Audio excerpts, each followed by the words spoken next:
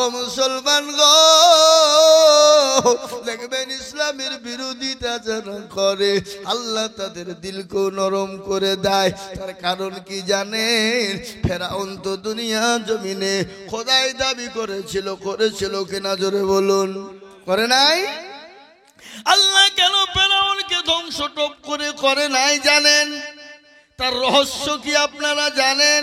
সারাদিন ফেরাউন নিজে খোদাই দাবি করত, আর রাত্রি গভীর রজনীতে গিয়ে জঙ্গলে গিয়ে বসে বসে সিজদা করে বলতো, আল্লাহ ওগো মাবুদ মাওলা, আমি জানি তুমি আছো, তুমি আসমানের মালিক, জমিনের মালিক। ওগো মাবুদ, আমাকে তুমি ধ্বংস করে দিও না, আমাকে বরবাদ করে দিও না। আমি জানি তুমি আছো, কিন্তু দিনের বেলায় আমাকে লোকে খোদা বলে, আমার শুনতে বড় ভালো লাগে, এই জন্য আমি নিজেকে খোদা বলি। কিন্তু মাবুদ গো, আমাকে তুমি ধ্বংস করে দিও না।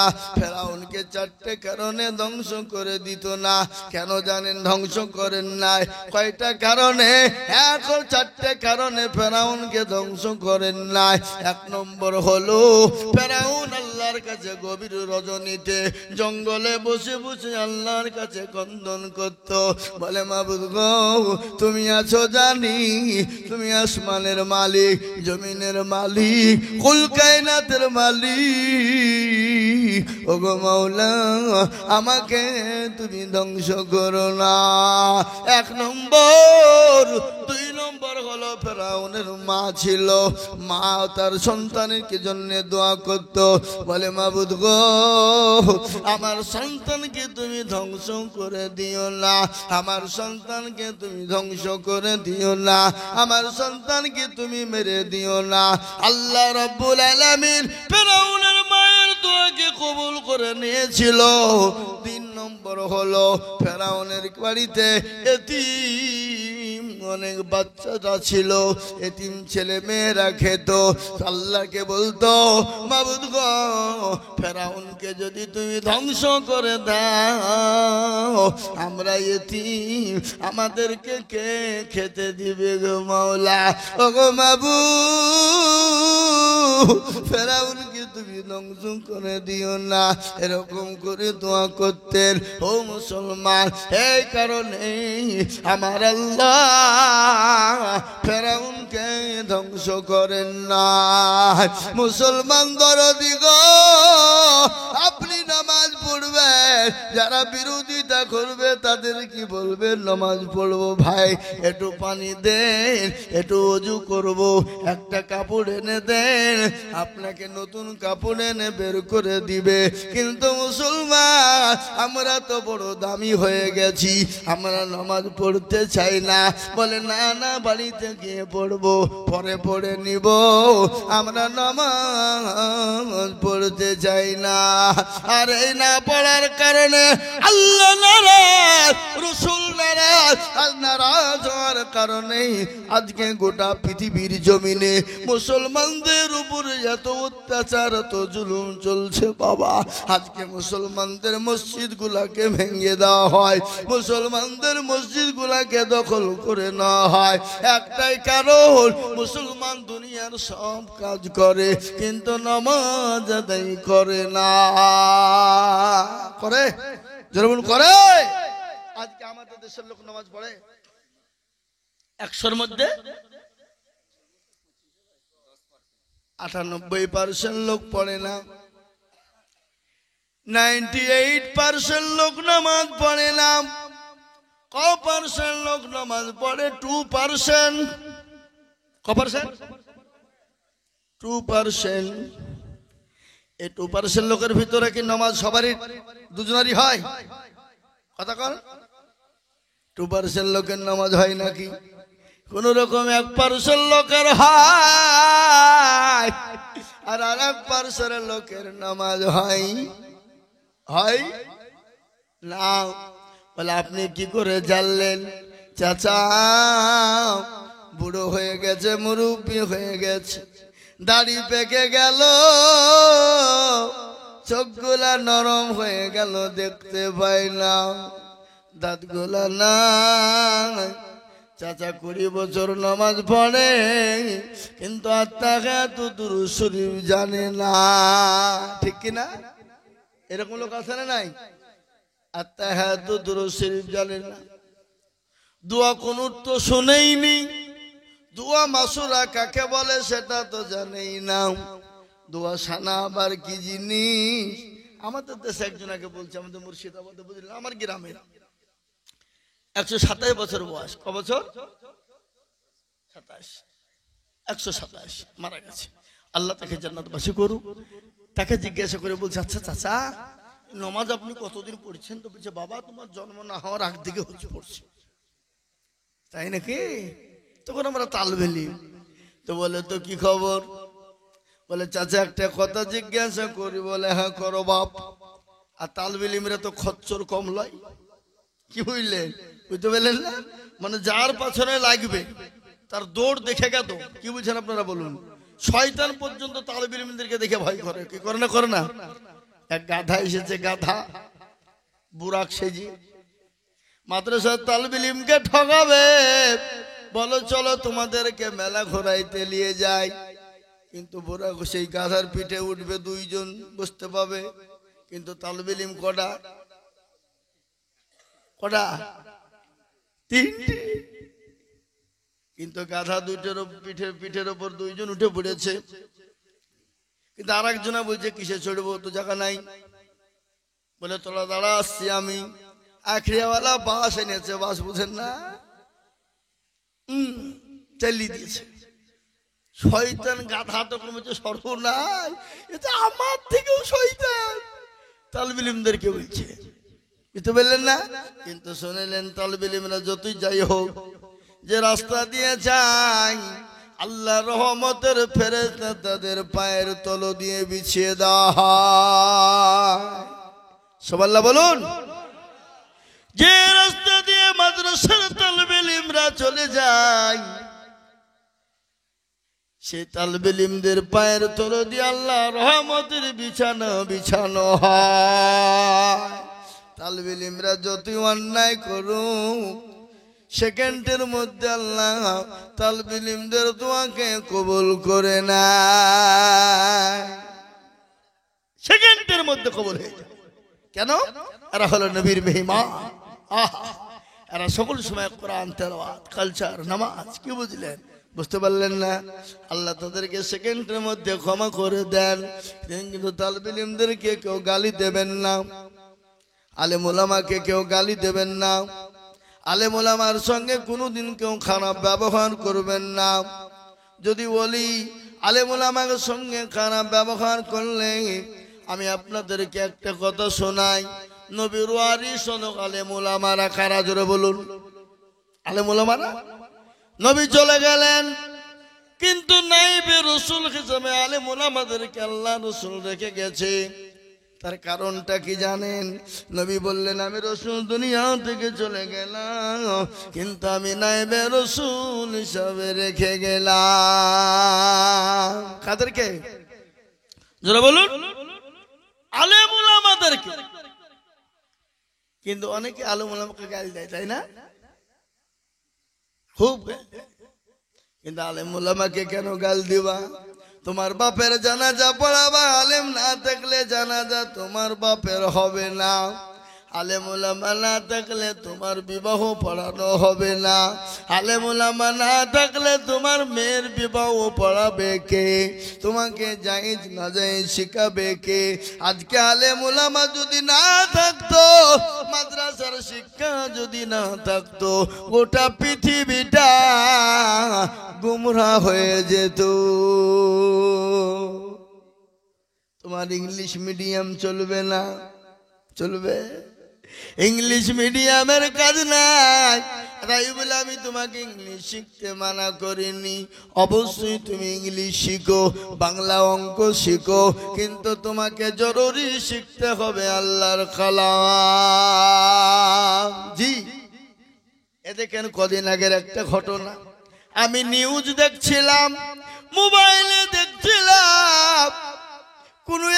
দেশে প্রত্যেকটা ধর্মের মানুষগুলো আছে, প্রত্যেকটা ধর্মের মানুষকে জিজ্ঞাসা করা হলো তোমার ধর্ম কি? বলে আমার ধর্ম অমুক।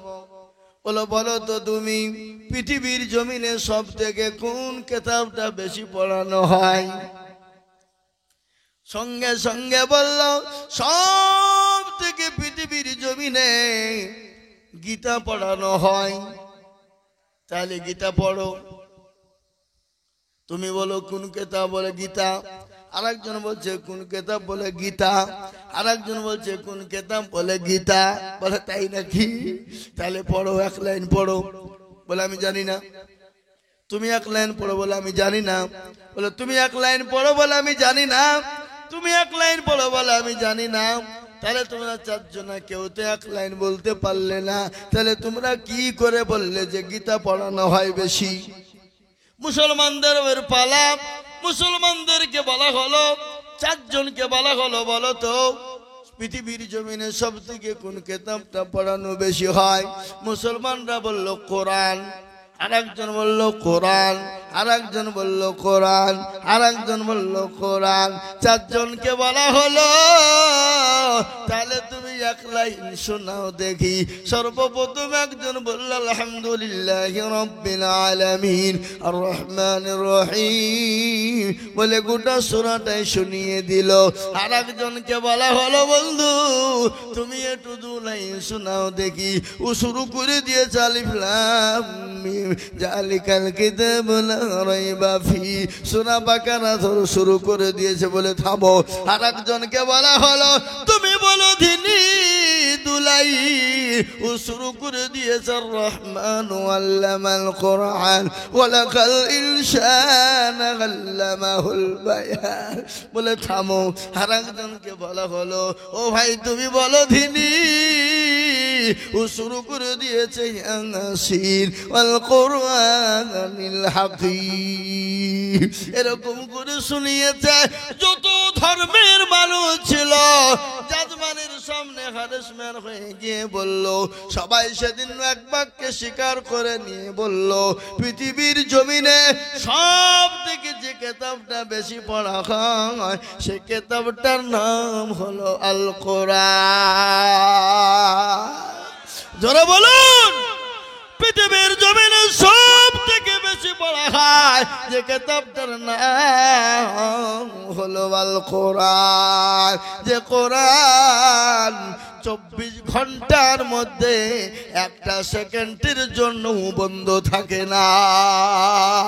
সুবহানাল্লাহ বলুন। আরো জোরে সুবহানাল্লাহ। সুবহানাল্লাহ কই গো? মেদিনীপুরের মানুষ। হ্যাঁ, একটা সেকেন্ডের জন্য 24 ঘন্টার ভিতরে কোরআনের পড়া বন্ধ হয় না। বলুন ইনশাআল্লাহ। ঠিক না বেশি জোরে বলুন। এখন এই দেশে রাত, অন্য দেশে দিন, আবার অন্য দেশে দিন তো অন্য দেশে সকাল, আবার অন্য দেশে সকাল তো অন্য দেশে সন্ধ্যা লাগলো। ঠিক না বেটি? কথা কর। ও মুসলমান গো, পৃথিবীর জমিনে কোরআন বেশি পড়া হয়। এরকম পড়া পৃথিবীর জমিনে কোনো কিতাব পড়ানো হয় না, হয় না।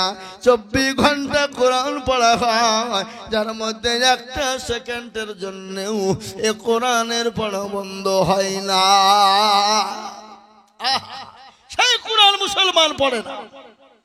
সে কোরআন এই লোক উঠাউঠি করছে, তার মানে কি শেষ করে দিই নাকি?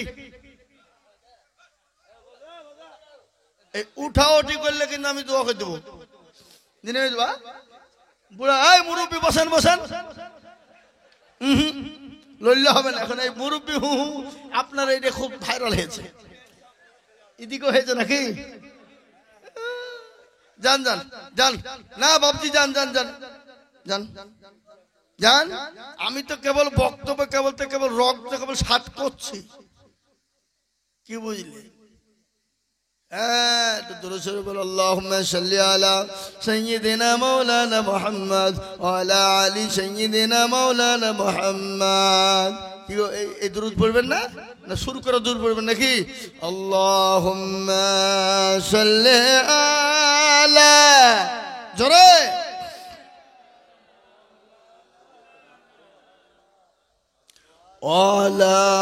আলাইহি সাইয়্যিদানা মাওলানা। মুসলমান দরদি আমার ভাইয়েরা, তাই যেটা বলছিলাম, মুসলমানরা অনেকে আছে তো জানে তো দুরূদ শরীফ জানে না। আমার দেশের মানুষটার কথা বলছিলাম, তাকে জিজ্ঞাসা করলাম, চাচা গো কতদিন ধরে নামাজ পড়েন? বলে বাবা রে, তোমার জন্মের আগ থেকে নামাজ পড়ি। তাই নাকি? তো চাচা বলুন তো সানাবান্দা দোয়াটা কি? সানাবান্দা দোয়া বাবা কি গো? অত জানিনি, বুঝবো। বলে এখন বুঝবো না, পরে বুঝবো। তাই হবে। আবার আসলাম, আবার বলে চাচা বলেন। বলে এখন বলছি না, আসরে বলবো। আসরে মাল এলো না, মাগরিবে পাত্তা নাই, এসারে ধরেছি চাচা, আপনাকে আর কে ছাড়ছি না, বলাই লাগবে। বলে চাচা বাবজি আমি খুব ব্যস্ত, এখন বলতে পারবো না, সকালবেলাতে ঠিক তোমাকে বলি দিব। তাহলে বলেন তো দেখি চাচা, ফজর বেলায় বলছি চাচা নামাজে হাত বান্ধা সানা দোয়াটা কি বলুন? বলে চাচা কোন সানা? আলু সানা না ডাল সানা?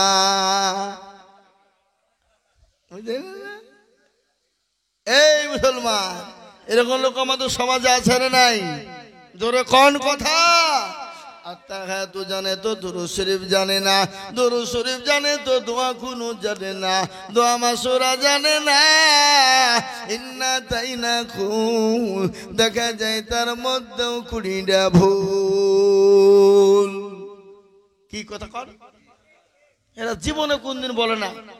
ইমাম সাহেবের কাছে বসে না যে হুজুর আপনি তো আমাদের ইমাম, কি আপনাদের তো সেই ইমাম নাই? ইমামের কাছে কোনদিন বলে না হুজুর আপনি তো আমাদের ইমাম, একটু কোরআনটা ঠিক করে দেবেন, সূরাটা ঠিক করে দেন, দুরূদ শরীফ আত্তাহিয়াতুটা ঠিক করে দেন। জীবনে বলে না। বলে কেন বলে না? কেন বলে না? জীবনে বুঝবে না কেন? যদি মৌলবীর কাছে শিখতে যার, মৌলবী যদি ভুল ধরিয়ে ফেলে, তাহলে মৌলবীর কাছে আমার মান ইজ্জত সম্মান কিছু থাকবে না। মোড়লি চলবে না নাকি? মোড়লি চলবে না।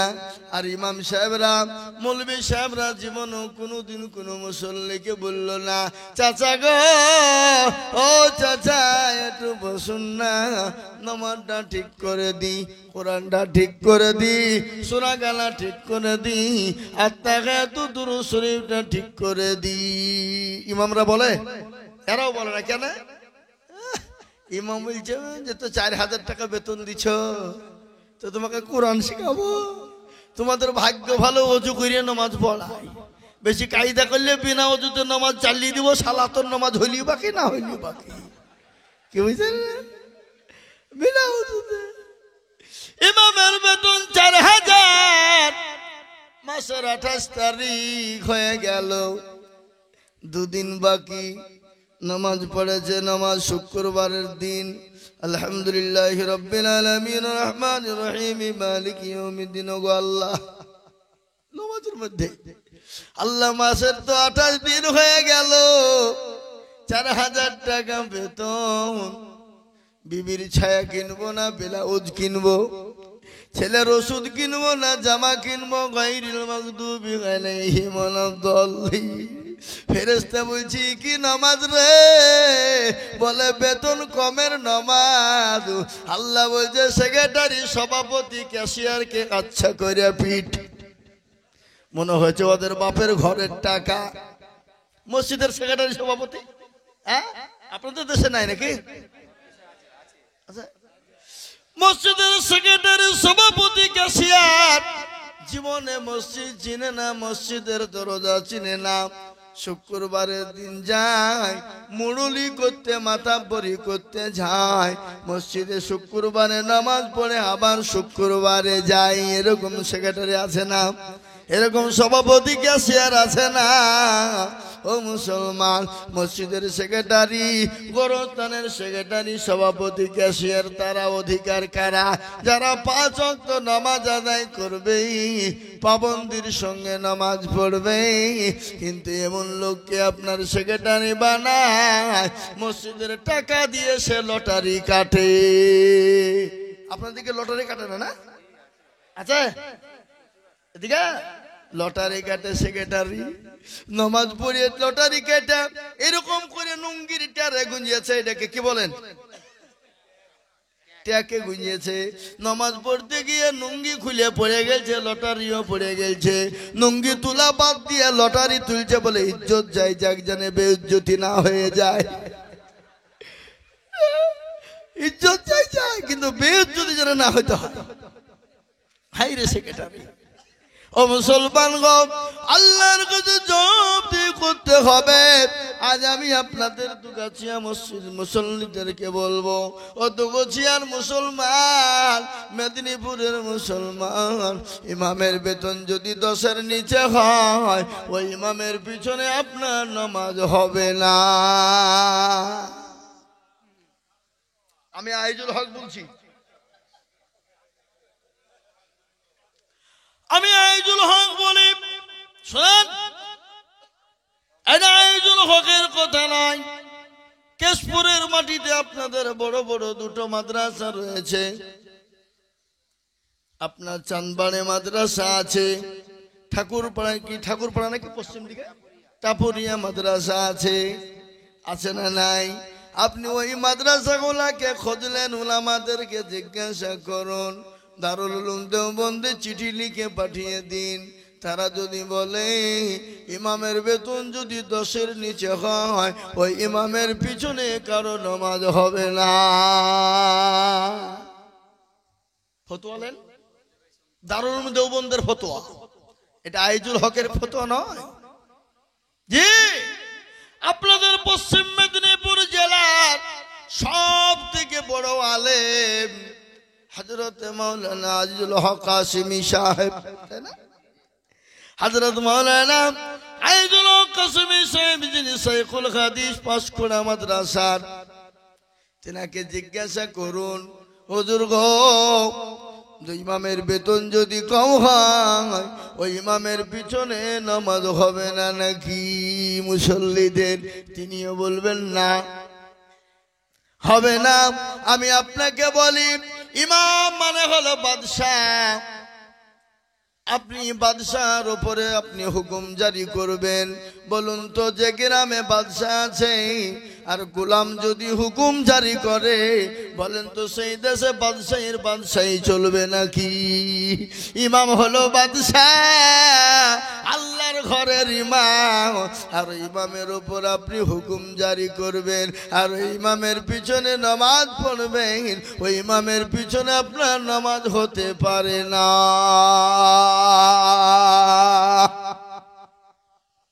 আপনার তো ইমাম গোলাম হয়ে গেল, ইমাম তো আপনার গোলাম হয়ে গেল।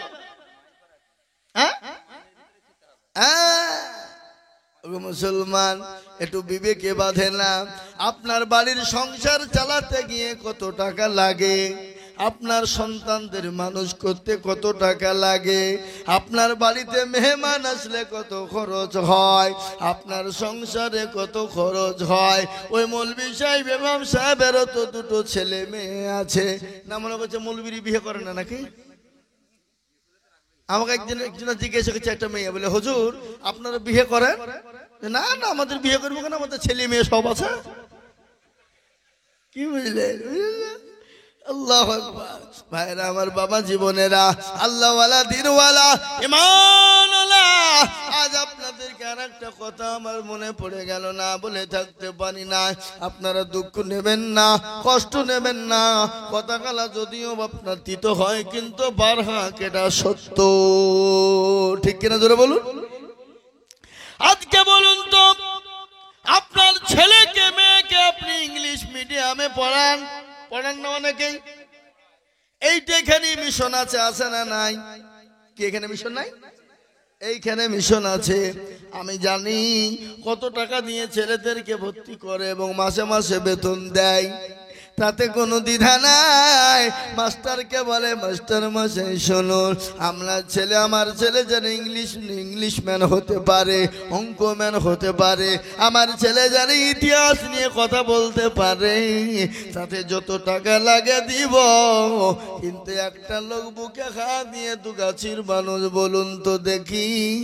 মৌলভী সাহেবকে বলেছেন, হুজুর গো, আমার মেয়ে জানে আরবিতে কথা বলতে পারে, আমার মেয়ে জানে, আমার ছেলে জানে আরবিতে কথা বলতে পারে, কোরআন পড়তে পারে, কোরআন নাসিক করে সই করে পড়তে পারে।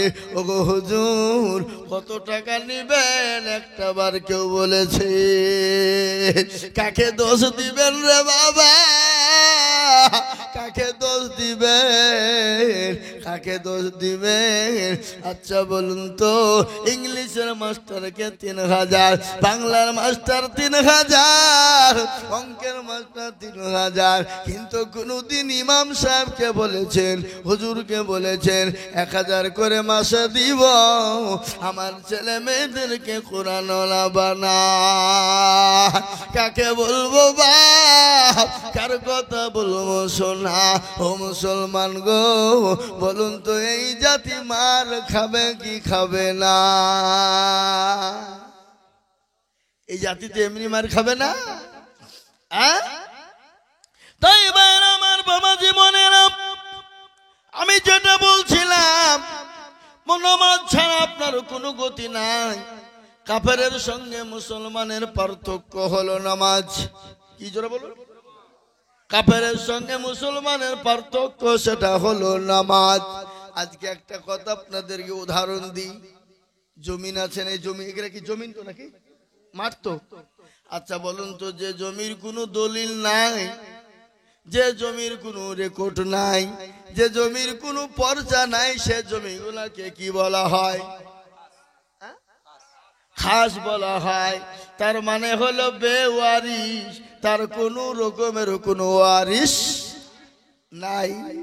তো যারা নামাজ পড়ে না, আল্লাহর হুকুম মানে না, তারা হলো বেওয়ারিশ, তারা খাস, তাদের কোনো দাম নাই। আমার মনে হয় যদি বলা হতো যারা নামাজ পড়ে না তারা বাপ দাদার কোনো জমির ভাগ পাবে না, তাহলে আমার মনে হয় মসজিদে জায়গা হতো না। ঠিক কিনা বলেন? যদি বলা হতো যারা নামাজ পড়ে না তারা বেওয়ারিশ, খাস, তাদেরকে কবরে মাটি দেওয়া হবে না, আমার মনে হয় মসজিদে কোনো জায়গা হতো না। আমি যদি বলতাম, আমরা যদি আইন হতো যারা নামাজ পড়ে না তাদের কবর, তাদেরকে জানাজা পড়ে দেওয়া, মাটি দেওয়া হবে না, মনে হয় বাবা মসজিদে জায়গা হতো না। যদি বলা হতো যারা নামাজ পড়ে না তাদেরকে জমি জায়গার ভাগ দেওয়া যাবে না এবং তাদের বিবাহ বন্ধন করা হবে না, আমার মনে হয় মসজিদে কোনো রকম জায়গা হতো না। ঠিক কিনা জোরে বলুন? ও মুসলমান, যে জমির কোনো দলিল নাই, যে জমির কোনো পর্চা নাই, যে জমির কোনো রেকর্ড নাই, তার জমিন হলো খাস। যে মুসলমানেরা নামাজ পড়ে না, আল্লাহ বলবে তোরা তো বেদলিল, তোদের তো রেকর্ড না, তোদের তো পর্চা নাই, তোরা আমার বান্দা না, তোরা যেদিক মন সেদিক চলে যা, আমি তোদের খোঁজ খবর কিন্তু রাখবো না। কি তোরা ঠিক হলো না বেরিয়ে গেল? কথা বলো ও মুসলমান দরদি, আসুন নামাজি হই। আর নামাজ যদি না পড়েন কবর তো ছাড়বে না। আর কবরে প্রতিদিন ডাকে না, ডাকে না, না আপনাদের মেদিনীপুরের মুসলমান মরে না? মরে? মরণ তো সবারই হবে, কে কখন কোন জায়গায় মরবে একমাত্র একমাত্র আমার আল্লাহ ছাড়া পৃথিবীর কেউ বলতে পারবে না। পৃথিবীর জমিনে আমার আল্লাহ পৃথিবীতে সব ক্ষমতা মানুষকে দিয়েছেন, কিন্তু 5টা জিনিস আমার আল্লাহ মানুষকে দেন নাই এবং কিয়ামত পর্যন্ত কোনোদিন দিবে না। তার মধ্যে একটা হলো মৃত্যু। মৃত্যু কার কখন কোন টাইমে হবে, কে কিভাবে মরবে, কে কোথায় মরবে, কার কোন জায়গায় মৃত্যু হবে একমাত্র কে জানে। জোরে বলুন কে জানে? আর মরণের পরে জায়গা কোথায়, সেটা হলো কবর। আর ওই কবর তো প্রতিদিন ডাকে রে বাবা, কবরে প্রতিদিন ডাকে, ডাকে না? কার ভরসায় আছো রে মন, কিসের এত মায়া, এত সাদের বাড়ি তোমার ভেঙে যাবে বাসা। ও তোর গনা যৌবন ফুরাইয়া যাবে, যৌবনে লাগবে ভাটি, ওই যে ডাকিতেছে তুমি কবরের মাটি। সুন্দর আগে যেদিন ডুবিবে বেহালা, সুন্দর আগে যেদিন ডুবিবে বেহালা, এক পলকে ভেঙ্গে যাবে তোমায় রঙ্গেরি মেলা। ও কারে তুমি ধমক দিবা, কার মাথায় ভাঙবা লাঠি, ওই যে ডাকিতেছে তোমায় কবরের মাটি, ওই যে ডাকিতেছে তোমায় কবরের মাটি। খবর পেয়ে আসবে আত্মীয় সহজন, খবর পেয়ে আসবে আত্মীয় সহজন। তোমার চারি পাশে বসে তারা করিবে কান্দ, ও তোমায় সাজাইয়া দিবে মনের মতো, সাজাইয়া দিবে মনের মতো, কি সুন্দর পরিপাটি, ওই যে ডাকিতেছে তোমায় কবরের মাটি। ও মুসলমান গো, প্রতিদিন কবর ডাকে, বলে আমি কিরামকুড়ের ঘর, আমি একাকী ঘর, আমি কাউকে চিনি না, আমি চিনি আমল আর আমল। আর কবর বলে ইন্নাল্লাযীনা আমানু ওয়া আমিলু সলিহাত, যারা ভালো আমল করবা, সলিহা করবা, কবর তাদের সঙ্গে সুন্দর ব্যবহার করবে। আর আমল যদি খারাপ হয়ে যায় রে বাবা, কবর বড় কঠিন হয়ে যাবে। আর কবর যদি কঠিন হয়ে যায়, পরকালটা বড় কঠিন হয়ে যাবে। আর পরকালটা এত কঠিন, এত কঠিন, এত ভয়ঙ্কর, সেই দিন আপনাকে, আপনার বিবি আপনাকে চিনতে পারবে না, আপনার মেয়ে আপনাকে চিনতে পারবে না, আপনার ছেলে আপনাকে চিনতে পারবে না, আপনার ভাই আপনাকে চিনতে পারবে না। কোরআন বললেন ইয়াউমা ইয়াফিরুল মারউ মিন আখি ওয়া উম্মিহি ওয়া আবিহি ওয়া সাহিবাতিহি ওয়া বানি। কিয়ামতের দিন আপনার বিবি আপনাকে চিনতে পারবে না, আপনার ভাই আপনাকে চিনবে না, আপনার ছেলে মেয়ে আপনাকে চিনবে না, কেউ আপনার জন্য যারা পরিমাণ বোঝা বহন করবে না। ও মুসলমান গো, সেই দিনটা এত ভয়ানক হবে, এত ভয়ঙ্কর হবে, সেই দিন সবাই বলবে আমার কি হবে। সেই দিন আমার কি হবে, আর প্রতিটি মানুষ তো উলঙ্গ হয়ে উঠবে। হযরত মা আয়েশা সিদ্দিকা রাদিয়াল্লাহু তাআলা আনহা উম্মুল মুমিনিন আমাদের জননী মা আয়েশা সামনে বিশ্ব নবী বলছেন, আয়েশা গো তুমি কি জানো কিয়ামতের দিনটা এত বড় কঠিন, এত বড় কঠিন, এত ভয়ঙ্কর। সেই দিন কেউ কাউকে চিনতে পারবে না। সেই দিন প্রতিটি মানুষ লঙ্গা হয়ে উঠবে আর বলবে মাবুদ গো আমার কি হবে, আমার কি হবে। মা আয়েশা বলেন নবী গো প্রতিটি মানুষ লঙ্গা হয়ে উঠবে গো নবী। বলে হ্যাঁ, বলে ইয়া রাসূলুল্লাহ আমরা যে আপনার বিবি,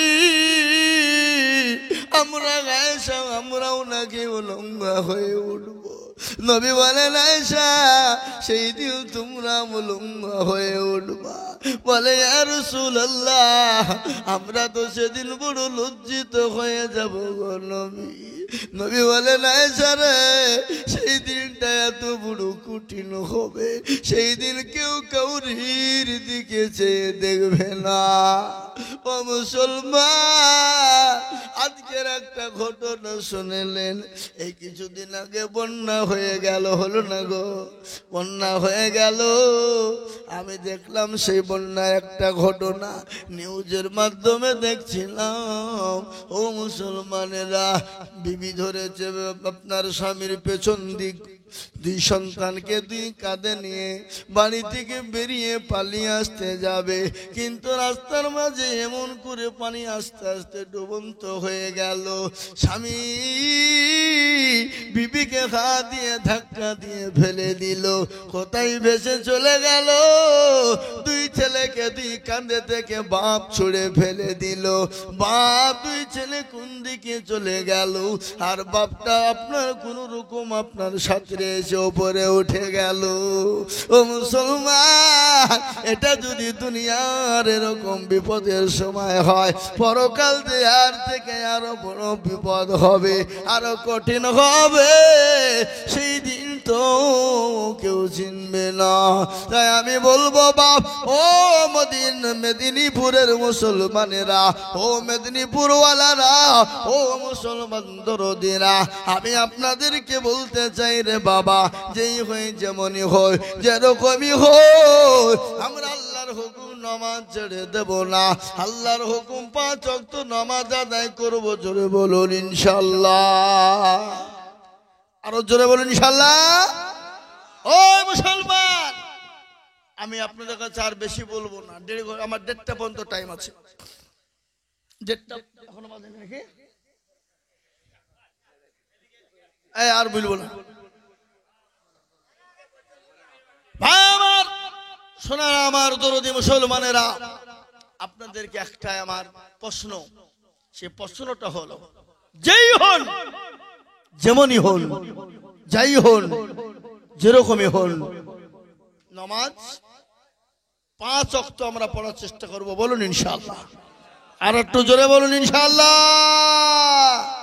মুসলমান ইনশাআল্লাহ বলতে পটু, কিন্তু নামাজ পড়তে পারবে না, যাবে না। তার কারণ একটু শুনেলেন, আমাদের দেশে এই আপনার এই যে গরু, এই গরুর দুধ দোহায় ওদেরকে কি বলে? গোয়ালা। কেউ বলে ঘোষ, কেউ বলে গোয়ালা, তাই না? একজনের কাছে টাকা পাওয়া যাবে বুঝলেন তো, কারি সাহেব এসে বলছে, কারি সাহেব এই গোয়ালার কাছে টাকা পাবো, ওই প্রত্যেকদিন ইনশাল্লাহ বলে ঘোরাই, আর মানে কি? তো কারি সাহেব বলছে, এই গোয়ালা তোর 60 বছর না হলে তোর বুদ্ধি হয় না? তো জানিসনি ইনশাল্লাহ মানে যা সালা তোকে টাকা দিব না? হ্যাঁ, এর ভিতরে এই ভরা আছে। কি বুঝলেন? তো আমাদের মুসলমানদের ইনশাল্লাহ এই তো ইনশাল্লাহ, ইনশাল্লাহ নামাজ পড়বো, ভুলবো, দিয়ে যাবো না। এ মুসলমান, আমরা সত্যি আপনার বিবেককে জিজ্ঞাসা করুন তো, রাত্রি যখন বাড়িতে ঘুমাবেন, বিছানায় যাবেন, চোখটা যদি বন্ধ হয়ে যায় তো পরকাল, আর চোখটা যদি খুলে যায় তো ইহকাল। আর আপনারা ঘুমানোর পরে আপনার চোখ দুটো খুলবে, গ্যারেন্টি কার আছে? আছে গ্যারেন্টি? নট গ্যারেন্টি, কোন রকমের কোনো গ্যারেন্টি নাই রে বাবা। ও বাবা, আমার একটা ঘটনা মনে হয়ে গেল, সাহাবা রাদিয়াল্লাহু তাআলা আনহুদের জীবনী। আমি এর আগে আপনাদেরকে বহু শুনিয়েছি, আমার ইউটিউবের মধ্যে দেখতে পাবেন ঘটনাটা। ইউটিউবের নাম আমি আপনাদেরকে বলে দিয়ে যাই, কি নাম গো? এসবিটি ওয়াচ এম, আমার ইউটিউবের চ্যানেল এসবিটি ওয়াচ এম। আপনারা দেখবেন, আমার ওই বক্তব্যটা পাবেন। নবীর সাহাবা একরামদের একটু ঘটনা শুনে নি। সাহাবাদের বাড়িতে অভাব ছিল, জীবনে একদিন দুদিন তিন দিন করে খেতে পায়নি।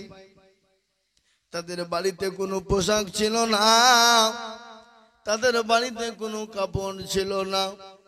কিন্তু জীবনেও কোনোদিন তারা এক ওয়াক্ত নামাজ কোনোদিন কিন্তু তারা ছেড়ে দিত না।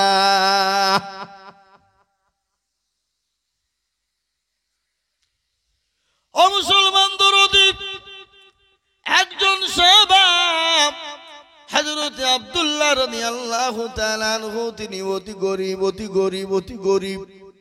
গরীব বুঝেন না কাদেরকে বলে? কিয়ামতের দিনে যারা গরীব, দুনিয়া থেকে গরীব হয়ে মরবে, কাল কিয়ামতের দিন আল্লাহ বড় লোকদের 500 বছর আগে জান্নাত দেবে। কাদেরকে? গরীবদেরকে। সে গরীব যদি নামাজি হয়, নামাজি। ও মুসলমান, ধনী ব্যক্তিদের জন্য 5টা জিনিস ফরজ। কয়টা জিনিস? 5টা। 5টা জিনিস থেকে আদায় করতে হবে। হজ আদায় করতে হবে, যাকাত আদায় করতে হবে, কলমা পড়তে হবে, নামাজ পড়তে হবে, রোজা করতে হবে। কিন্তু গরিবদের জন্য আল্লাহ রাব্বুল আলামিন 2টো জিনিস ছাড় দিয়ে দিলেন। এক হলো হজ, দ্বিতীয় নম্বর হলো যাকাত। ও মুসলমান গো, গরিবরা নামাজ পড়বে, রোজা করবে, কলমা পড়বে, আল্লাহর জান্নাতে দরজা দিয়ে 8টা দরজা দিয়ে ঢুকে যাবে। এবং ধনী গরিবের 500 বছর আগে আমার আল্লাহ আপনাকে আমাকে জান্নাত দিয়ে দেবে। হযরত আব্দুল্লাহ রাদিয়াল্লাহু তাআলা আনহু, তিনি এত গরীব, এত গরীব, এত গরীব, বাড়িতে খাবার নাই। একদিন দুদিন তিন দিন করে তাদের বাড়িতে খাবার হতো না, কিন্তু কোনোদিন কাউকে বলতো না, কোনোদিন কারো কাছে হাত পাতত না। তিনি প্রতিদিন নবীজির পিছনে জামাতের সঙ্গে তিনি নামাজ পড়তেন। হযরতে বিলালের আজান শোনার সঙ্গে সঙ্গে তিনি মসজিদে নববীর দিকে তিনি চলে যেতেন। মসজিদে নববীতে বিশ্ব নবীর পিছনে নামাজে দাঁড়িয়েছেন, তিনি নামাজ আদায় করবেন। আর নামাজ পড়ে সঙ্গে সঙ্গে মসজিদ থেকে তিনি বেরিয়ে যান। 1টা মিনিটের জন্য মসজিদে তিনি দাঁড়ান না। সাহাবারা বলেন, নবী গো, ও আল্লাহর হাবিব, আপনার সাহাবা আব্দুল্লাহ প্রতিদিন নামাজ পড়ে আর মসজিদ থেকে বেরিয়ে তিনি চলে যান গো নবী। তিনি কি মুশরিক হয়ে গেল? তিনি কি মুশরিক হয়ে গেলেন? তিনি কি মুনাফিক হয়ে গেছেন গো নবী? রাসূলুল্লাহ কথা বলেন নাই। দ্বিতীয় দিন বললেন, কথা বলেন নাই। তৃতীয় দিন নবীজি বললেন, ও সাহাবারা, এবার যখন ফজরের আজান হয়ে যাবে, আমার সাহাবা যখন মসজিদে নববীতে নামাজের জন্য আসবে, আমার পিছনে নামাজ পড়ে সালামের সঙ্গে সঙ্গে তিনি বেরিয়ে যাবে। আর তোমরা বলবে, আল্লাহর হাবিব তোমাকে বসতে বলেছে। একটা ধাপ নবীজি বসতে বলেছিল, মানে আর 1 ধাপ উঠানো যাবে? জোরে কোন কথা, জোরে বলুন। বিশ্ব নবীরা, বিশ্ব নবীর সাহাবারা আল্লাহ নবীকে কতটা ভালোবাসতেন আপনারা জানেন? জানেন? বিশ্ব নবীর সাহাবারা নিজের জীবনের থেকেও নিজের কলিজার থেকেও বেশি ভালোবেসেছে। হাদিস পড়ুন, লা ইউমিনু আহাদুকুম হাত্তা আকুনা হাব্বা ইলাইহি মিন ওয়ালিদিহি ওয়া ওয়ালাদিহি ওয়ান নাসি আজমাইন।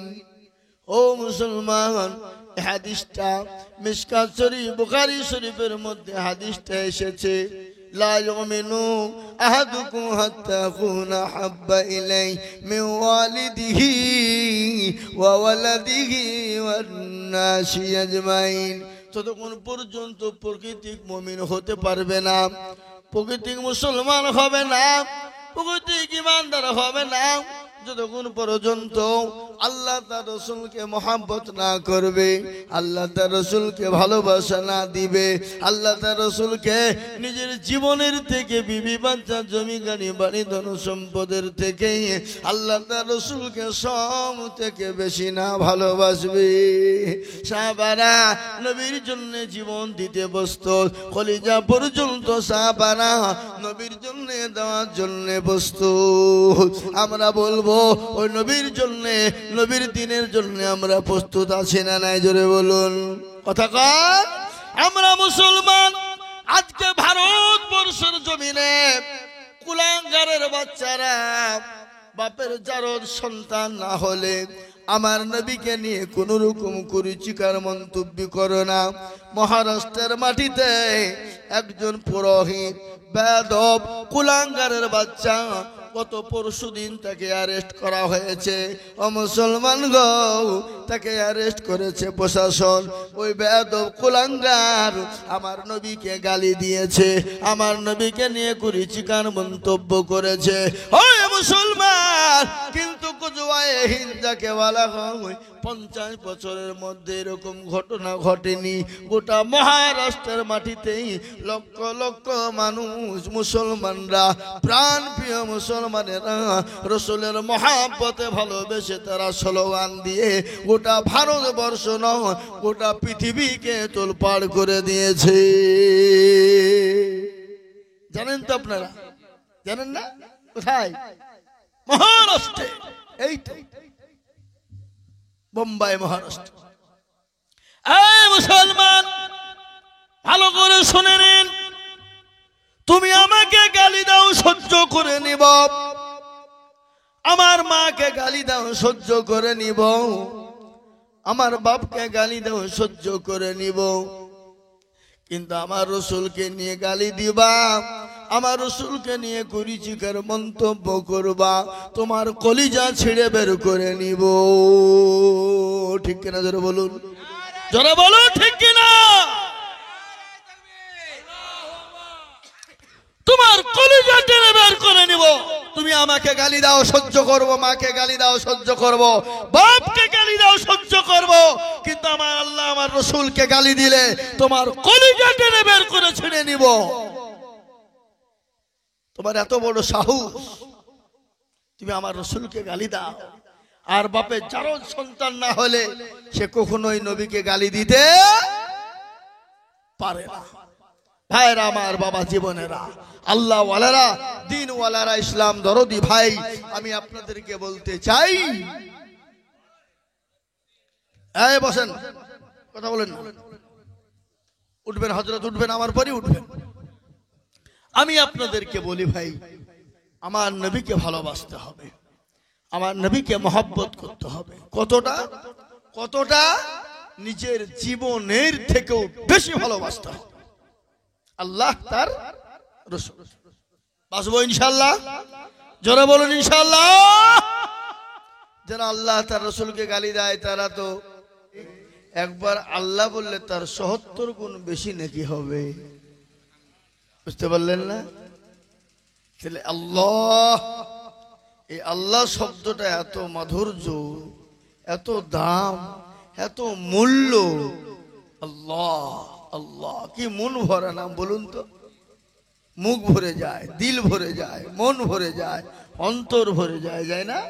আল্লাহ, সুবহানাল্লাহ, মাবুদ, রব্বে করিম, কি সুন্দর আল্লাহর নাম, হ্যাঁ, রাজ্জাক, আল্লাহ, কি নাম, সুবহানাল্লাহ বলো। আমাদের মুসলমানদের পায়ে চলতে গিয়ে নাকি আছে, আছে না নেই? রাস্তায় হাঁটবেন তাও নাকি, ঘুমাবেন তাও নাকি, বাথরুমে যাবেন তাও নাকি, ফিরবেন তাও নাকি, আছে না নেই? হ্যাঁ, খেতে বসলে নাকি, বসতে গেলে নাকি, উঠতে গেলে নাকি, আছে না নেই?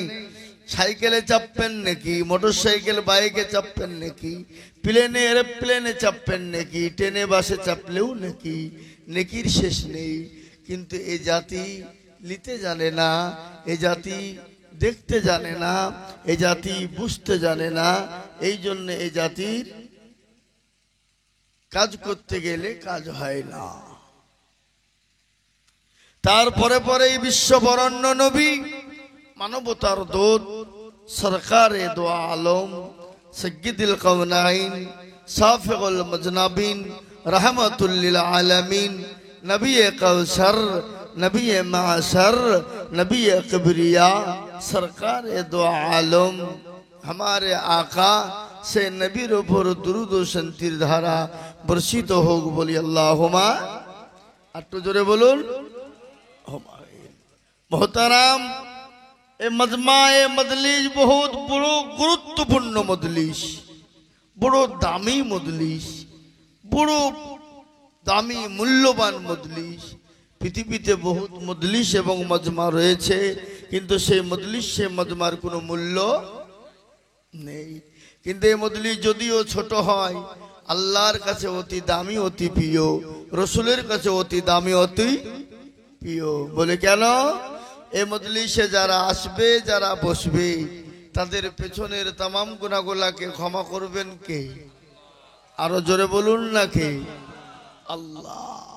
কিন্তু কোন মজলিস পৃথিবীতে আরো আছে, কেউ গ্যারান্টি দিয়ে বলেছে যে ক্ষমা হবে? কেউ বলতে পারবে না। কিন্তু আল্লাহ রাব্বুল আলামিন রাসূল বলে গেছেন, যারা ভাগ্যবান তারাই এই মজলিসে বসতে পারবে। হতভাগা যারা, কপাল পোড়া যারা, তাদের জন্য এই মজলিস নয়। এ মজলিসে সকলেই বসতে পারে না। এ মজলিসে বসবে কারা?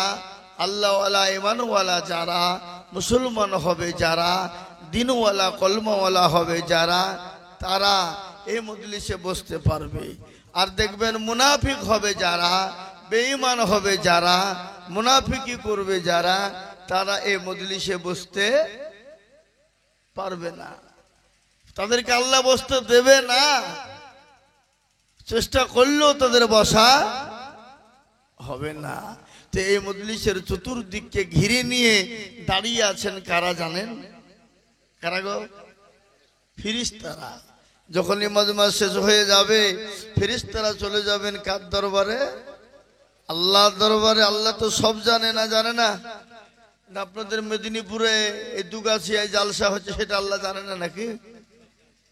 সব জানে। আমি আইজুল হক এখানে এসেছি, সেটা জানে? সব জানে। সব জাননেওয়ালা কে?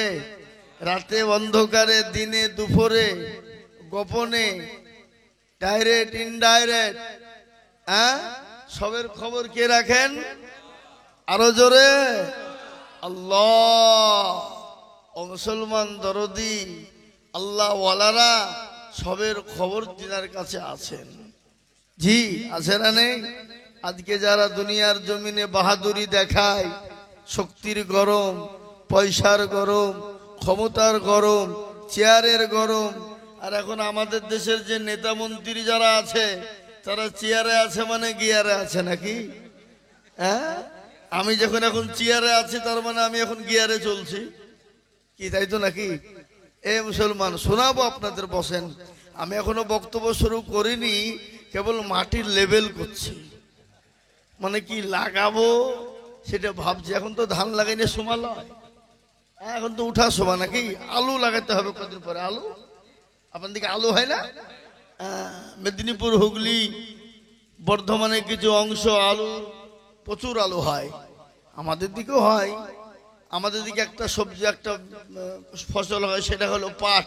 আপনাদের দিকে পাট হয় না? হয় নাকি? সীমিত। এই দানি হচ্ছে, আগে তো হইতুবি নি নাকি?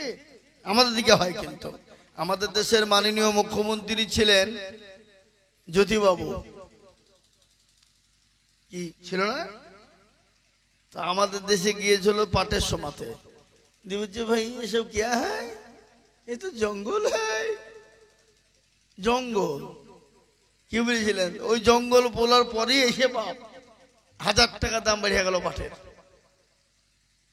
ছিল 200, 300, 400, 500 টাকা কুইন্টাল, কি বুঝলেন? তারপরে পরে 1000 টাকা বেড়ে গেল। তো মহতারাম বুজুর্গ দোস্ত অধিজ আমার ভাই, আল্লাহওয়ালা দিনওয়ালা এই ফেরেশতারা আল্লাহর ইলাহি দরবারে চলে যাবেন। আল্লাহ তো সব জানে, জানে না? মানুষের অন্তরের খবর কে জানে? অদৃশ্যের খবর কে জানে? গায়বের খবর কে জানে? আল্লাহ। আপনার আমার অন্তরে কে আছে কেউ বলতে পারবে না। বলতে পারবে? এখানে আপনারা অনেকেই বসে আছেন, কেউ আমাকে দোয়া দিচ্ছেন, কেউ ভালো বলছেন, আবার কেউ শালা মৌলবি কি বলছে রে, গালেও দিচ্ছে, বুঝলেন না? অনেকে গালেও দিচ্ছেন, সামনে সামনে না বলে ভিতরে বলছেন, বুঝছেন না? বলছেন, কিন্তু এই খবর তো আমি জানি না, জানেন কে? আল্লাহ। তারপরেও তিনি আল্লাহ বলবেন ফেরেশতা মণ্ডলী দিগকে, তোরা কোথায় ছিলি রে, এত তোরা রাত্রি কোথায় ছিলি? তো আল্লাহকে বলবেন, আল্লাহ তুমি তো সব জানো। ওই মেদিনীপুর কেশপুর থানা দুগাছিয়া গ্রামে দেখলাম তোমার বান্দারা গভীর রজনীতে তাহাজ্জুদের সময় তোমার বান্দারা দিনী মজলিসে বসা। বলে কেন কেন? বলে তারা জাহান্নামের ভয়ে আর জান্নাতের আশাতে। তো আল্লাহ বলবে তারা কি জান্নাত জাহান্নাম দেখেছে? তো বলে না, দেখে নাই। তাহলে কেন বসে কেন খামা খায়? বলে আল্লাহ তারা দেখে নাই, কিন্তু জান্নাতের ভয় জাহান্নামের ভয়ে আর জান্নাতের আশাতে বসা। তো আল্লাহ বলবে শোন, তাদের সমস্ত পেছনের গুনাহগুলাকে ক্ষমা করে দিয়ে আমি আল্লাহ তাদের জন্য জান্নাতকে অজীব করে দিলাম। জোরে বলুন সুবহানাল্লাহ। আর আমরা জান্নাত যেতে চাই না, চাই না? জোরে বলুন। আল্লাহ বড়, আল্লাহ বড়, এক আল্লাহর ইবাদত করো। আল্লাহ বড়, আল্লাহ বড়, এক আল্লাহর ইবাদত করো। 3 ফরজে গোসল করো, 4 ফরজে ওযু করো। 3 ফরজে গোসল করো, 4 ফরজে ওযু করো। 5 ওয়াক্ত নামাজ পড়ো, 6 নম্বরে ওসল শোনো। 7 দুজক ভয়ঙ্কর জান্নাত, 8 জান্নাত সোনার ঘর। যদি যাও বাঁচতে চলে যাও গাছতে, আর করো না ভঙ্গি।